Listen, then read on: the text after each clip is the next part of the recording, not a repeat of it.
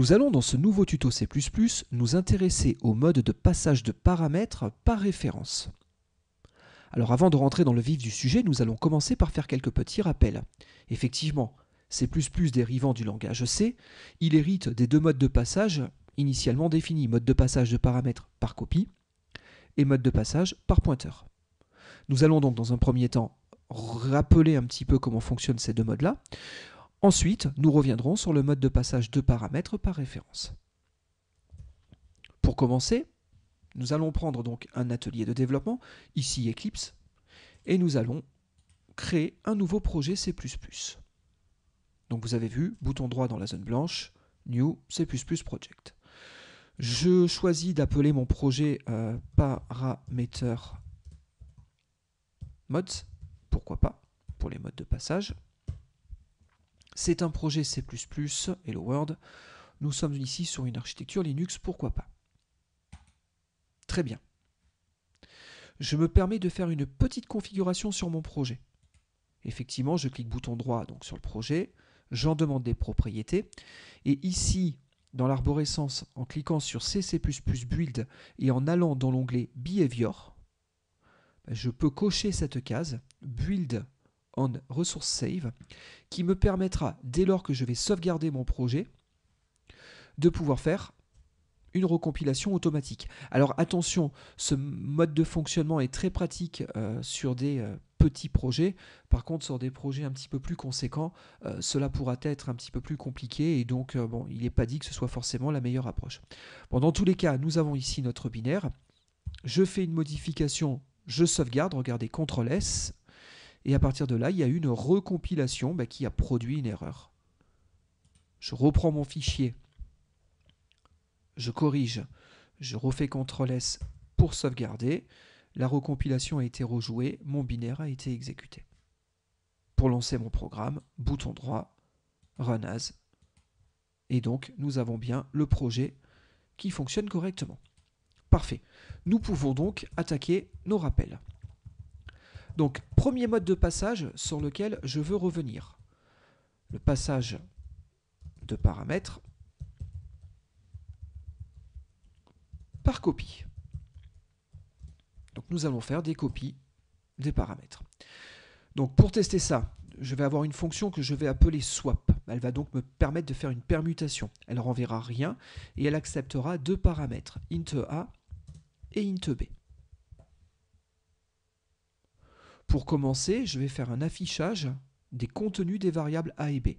Donc a égale, voilà, j'y injecte la valeur de a, et puis je continue en faisant un affichage de la valeur de b, avec un retour à la ligne. Du coup, pour faire une permutation, l'algorithme est relativement simple. Je prends une variable temporaire, pourquoi pas nous l'appelons temp. Ce temp, je lui affecte la valeur de l'une des deux variables, pourquoi pas a. Du coup, a prend la valeur de b et b prend la valeur de ma variable temporaire. Au terme de cette fonction, je refais un affichage des variables a et b. Du coup, dans mon programme principal, int first égale 33, int seconde égale 44.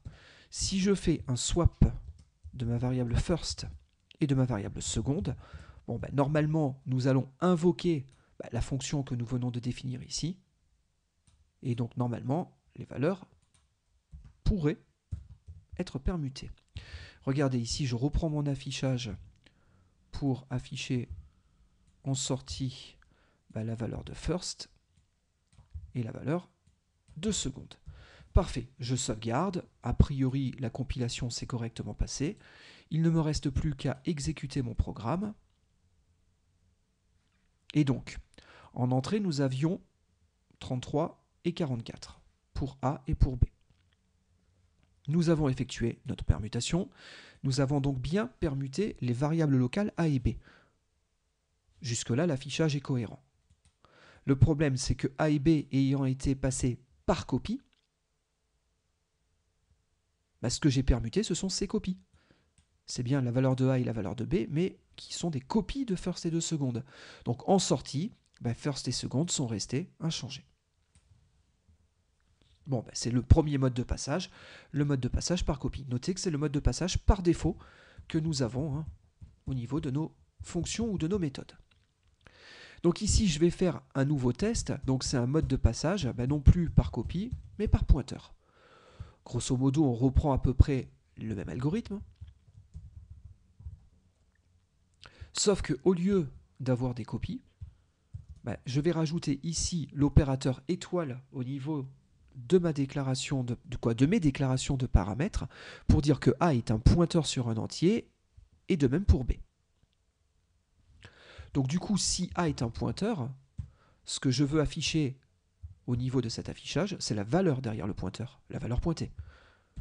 Pareil pour B. Du coup, pour la permutation, ben, ma variable temporaire prend la valeur derrière le pointeur A. Nous modifions la zone pointée par A. Nous y stockons la valeur qui était pointée par B. Et derrière le pointeur B, nous remettons notre valeur initiale, celle de A. Nous vérifions si les zones pointées ont bien été altérées.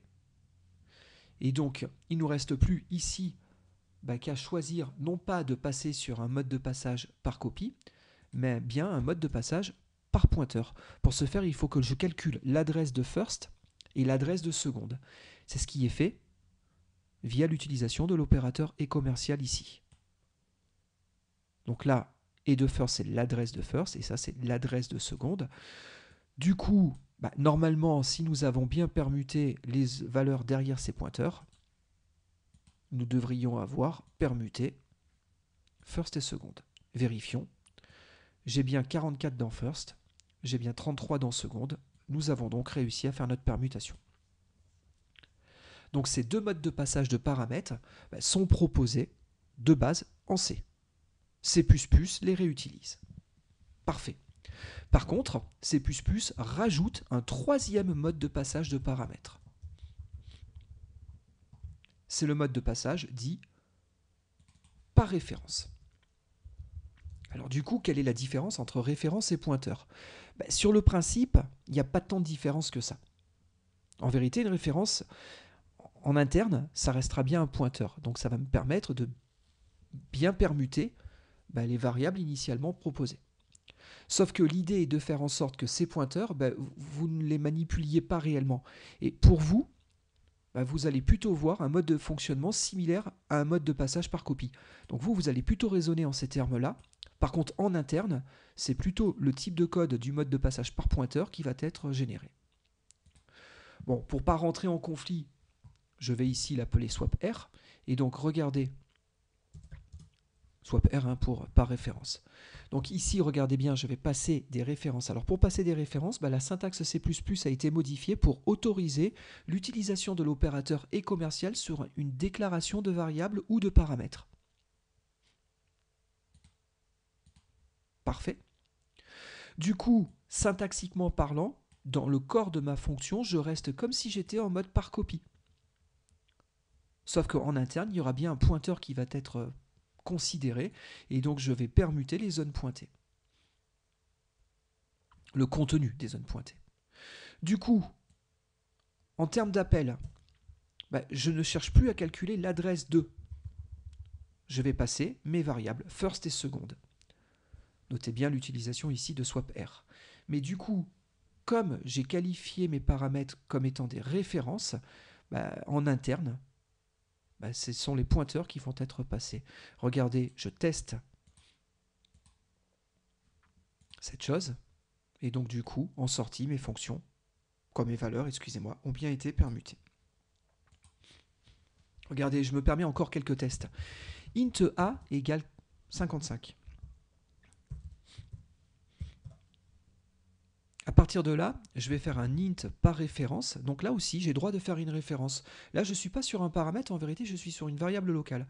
Et je vais dire que c'est un alias. Voilà, je vais l'appeler alias. Et cet alias, il vaut sur A. Mais en vérité, je n'ai pas dupliqué la valeur. Si j'avais fait int alias égale A, j'aurais dupliqué ma valeur 55. Et mes deux variables auraient pointé sur le même espace mémoire. Sauf que là, je n'ai qu'une seule variable prise par valeur. Et nous avons ici un pointeur caché qui va en vérité pointer sur A. Ce qui veut dire que si je fais alias égale 66 et que ici je rajoute un affichage pour vérifier dans le main quelle est la valeur de A, ben comme l'alias en vérité pointe sur A, mais via une référence, ben j'ai bien modifié ici le contenu de la variable A. Regardez, je viens de compiler, tout se passe correctement. Je relance mon programme et donc on a bien modifié la variable A. Donc une référence, c'est comme un pointeur, sauf que vous n'avez pas à gérer la syntaxe de ce pointeur. Vous le manipulez comme si c'était une variable tout à fait normale. J'ai envie, pour clore ce tuto, de rajouter un dernier point, de préciser un dernier point. Il est même possible d'avoir des valeurs de retour par référence. Regardez, ici, je vais faire un mini qui prend un int A par référence et un int B par référence aussi. Ce que je veux, c'est en calculer la valeur minimale des deux. Alors, comme ici, j'ai mis des références, dans l'absolu, en sortie de mini, A pourrait être altéré. B aussi. Ce sont des références. Je vais dire que durant l'exécution de mini, je n'autorise pas de modification ni sur A ni sur B.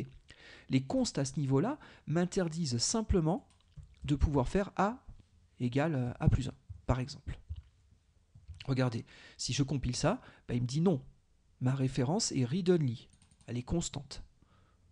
Parfait. Donc du coup, ce que je peux faire, c'est faire une évaluation d'expression du genre si A est inférieur à B, alors je renvoie A. Sinon, je renvoie B. Et là, je pourrais faire un return de cette chose-là. Sauf que, normalement, nous allons avoir un petit souci. Il me dit, oui, je peux renvoyer une référence sur l'un des deux. Alors, le fait de renvoyer, non pas par copie, mais par référence, fait que c'est bien l'original qui va être renvoyé, un pointeur sur l'original. Sauf que, ici, les deux paramètres sont des références constantes et je renvoie quelque chose de non constant. Je peux, si je le souhaite ici, dire que je renvoie vers quelque chose qui est typé référence non constante. L'opérateur constCast, c'est un opérateur de cast qui est prévu pour supprimer le qualificateur de constance.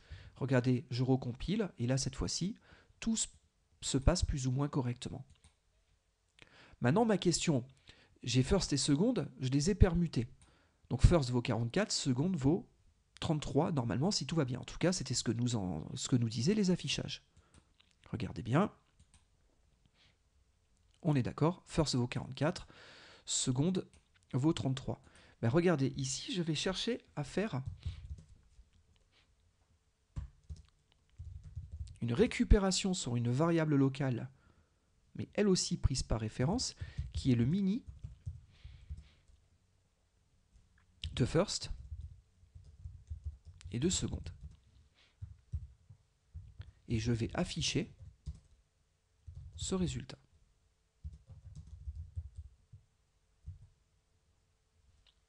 Parfait. J'exécute. Bon, mon résultat, c'est 33. Jusque-là, c'est à peu près normal. Mais regardez, là, je fais résul++. Ce qu'il faut comprendre, c'est que la référence que nous avons récupérée, c'est comme un pointeur vers la donnée d'origine. La donnée d'origine, c'est donc seconde, qui vaut 33. Si je fais un résul++, je n'ai pas modifié une copie de résultat, j'ai modifié l'original.